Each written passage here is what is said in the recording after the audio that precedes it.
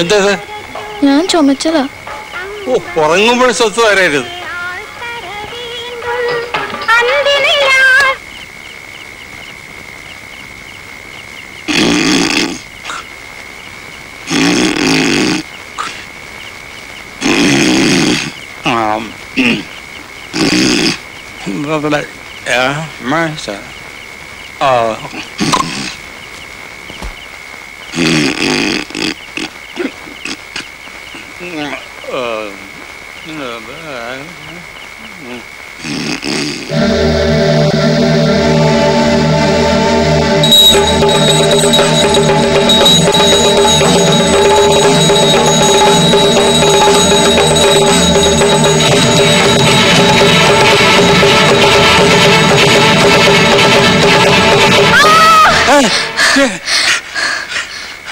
എന്താ ഇത്?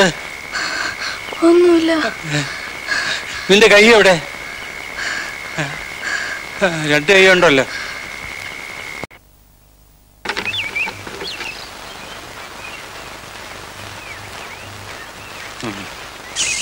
ഞാൻ ഇവനെ പറ്റി പറഞ്ഞപ്പോ ആർക്കും വിശ്വാസമായില്ല.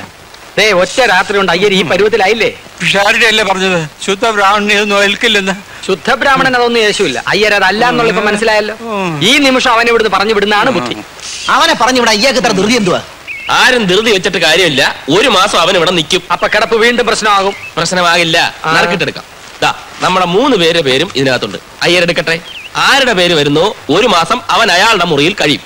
നറുക്കെടുപ്പൊന്നും പറ്റത്തില്ല. അതെന്താ? ഇവൻ ഇതിനകത്ത് നമ്മുടെ രണ്ടുപേരുടെയും പേര് മാത്രം എഴുതിയിട്ട് കാണൂ. അത് ശരിയാ. ഒന്ന് വിശ്വസിക്കണേ. എന്റെ പേര് വേണ്ടട്ടോ. അയ്യരുടെ പേരൊന്നും എഴുതിയിട്ടില്ല. അവിടെ ചുമ്മാ ഉണ്ട്. വിശ്വാസമായ കുലിക്കാവല്ല.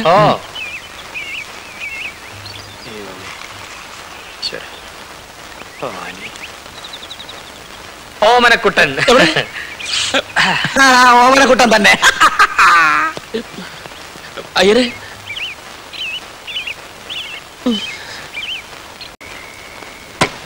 വിശാരണി കഥ തുറക്കാൻ. ഷാരടി അവൻ തുറന്നു കൊടുക്ക, ഇല്ലെങ്കിൽ എന്റെ കഥ കല്ലിയെ വിളിക്കും. കഥ തുറക്കാൻ പറഞ്ഞത് ആരുമില്ലേ? അയ്യരകത്ത് കയറിക്കോ, കഥ കടച്ചോ.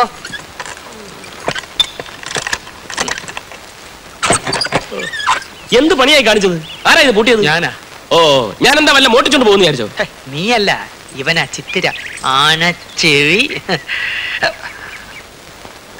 അവന്റെ വെച്ചുള്ള നോട്ടം കണ്ടോ? ആർക്ക് ഇഷ്ടപ്പെട്ടില്ലെങ്കിലും ഞാൻ വാതിൽ പൂട്ടും. രാവിലെ തുറന്നെന്നുള്ള വലിയ ഉപകാരം. അങ്ങനെയെങ്കിലും എന്തെങ്കിലും പണി ചെയ്യുന്നുണ്ടല്ലോ. അല്ല PWD ഒന്ന് പിരിച്ചു വിട്ടത്. ഒന്നുമില്ല.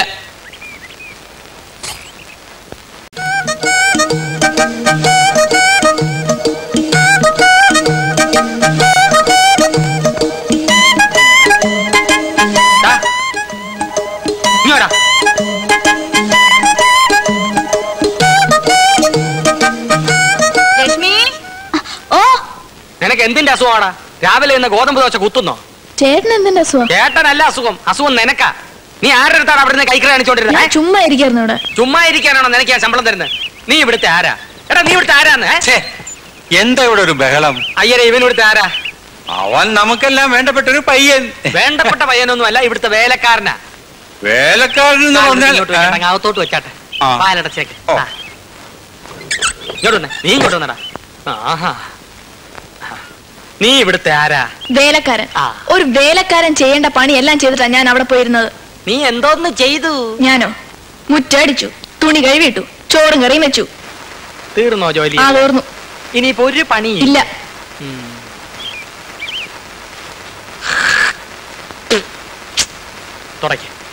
ചേട്ടൻ എന്ത് പണിയായി കാണിച്ചത്? തുപ്പി. മുറ്റത്ത് തുപ്പാൻ മേലായിരുന്നോ? എനിക്കിപ്പോ ഇവിടെ തുപ്പാനാണ് തോന്നിയത്. എവിടെയാണെങ്കിലും തുപ്പുക എന്നുള്ളത് എന്റെ ജോലി, അത് തുടയ്ക്കുക എന്നുള്ളത് നിന്റെ ജോലി. കാരണം നീ ഇവിടുത്തെ വേലക്കാരനാണ്.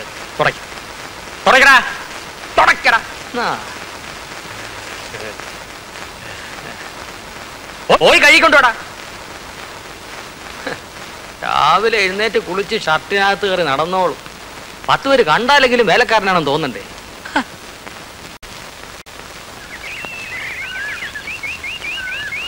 ഈ ഒരു കാര്യത്തില് ഞാൻ റഹ്മാനെ സമ്മതിച്ചിരിക്കുക.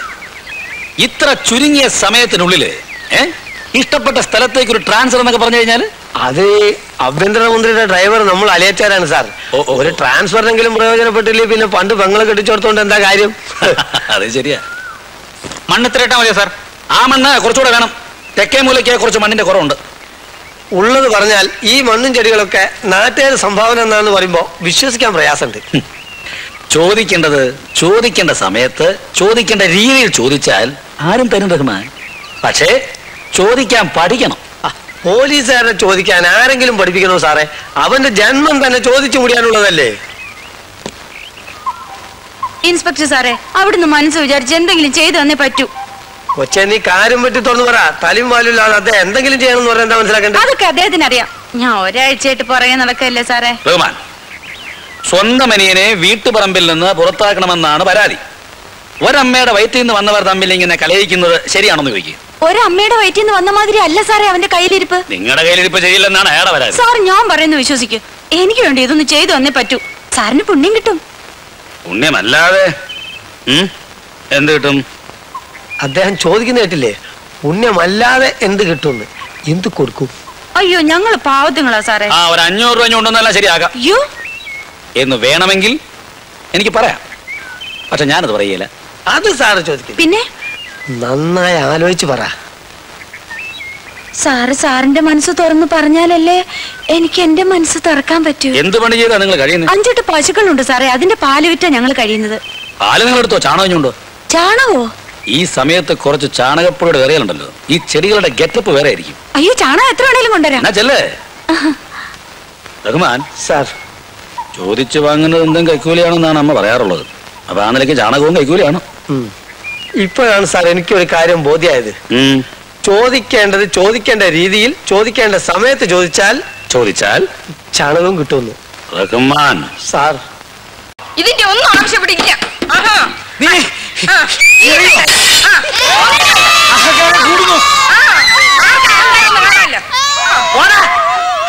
നിനക്ക് തൃപ്തിയായോ? ഇത്ര ആളുകളെ ഇവിടെ വിളിച്ചുകൊണ്ട് കഴിഞ്ഞപ്പോൾ നിനക്ക് തൃപ്തിയായോ? ഇതിനെല്ലാം കാരണം നിങ്ങൾ ഒരുത്തല. ഞാൻ ഇനി എറിയോ? ഇനി എറിയോ? ഇറങ്ങണതാണ്. എടാ താഴെ ഇറങ്ങാൻ.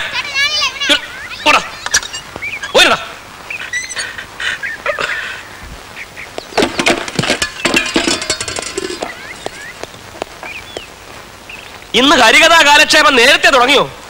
എന്റെ അമ്മേ, എന്റെ അച്ഛ, എന്തിനാ എന്റെ മാനം ഇങ്ങനെ കപ്പൽ കയറ്റുന്നത്? 1950 എന്ത് സംഭവിച്ചെന്നാ? 50 മോനെ, 54 നീലക്കുയിൽ റിലീസായ ദിവസം നിന്റെ അമ്മ സിനിമ കാണാനായിട്ട് ഒരുങ്ങി ഇറങ്ങിയപ്പോ സുഖമില്ലാതെ കിടന്ന എന്റെ അമ്മ പോകണ്ടാന്ന് പറഞ്ഞു.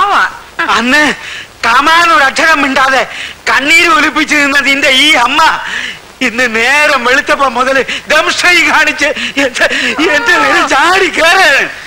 അമ്മേ, ഞാൻ ജനിക്കുന്നതിന് മുമ്പ് നടന്ന കാര്യം ജനിക്കുന്നതിന് മുമ്പ് തന്നെ തീർത്തുകൂടായിരുന്നോ? അതെങ്ങനെയാ? അന്ന് ഇങ്ങേര് സിംഹം അല്ലായിരുന്നോ? ഇന്നല്ലേ പൂച്ച പോലെ ആയത്. എന്നാലും കാത്തിരുന്ന് കസവും കൊണ്ട് കൊടുത്ത് ഞാൻ ആ സിനിമയൊന്ന് കാണാൻ പോവാന്ന് വെച്ചപ്പോ കളവി തള്ള എന്നാ ഞാൻ ഓടിക്കും. എന്നാ പിന്നെ ഞാൻ മാത്രമായിട്ടൊന്ന് വെറുതെ ഇരിക്കുന്നത്. വേണ്ടടോ, നെഞ്ചു കലങ്ങി പോവും. വേണ്ട. വനജാദേവി 19 വയസ്സ്, കാർത്തിക നക്ഷത്രം, പെണ്ണ് കൊള്ള. ഇതാ നോക്ക്. അടുത്തത് കോമളവല്ലി, അത്തൻ നക്ഷത്രം, 5 അടി 3 ഇഞ്ച് പൊക്കം. എന്റെ പൊന്നച്ച, എനിക്കിപ്പൊ കല്യാണം വേണ്ട. എനിക്കല്ല നിർബന്ധം, നിന്റെ അമ്മയ്ക്കാ.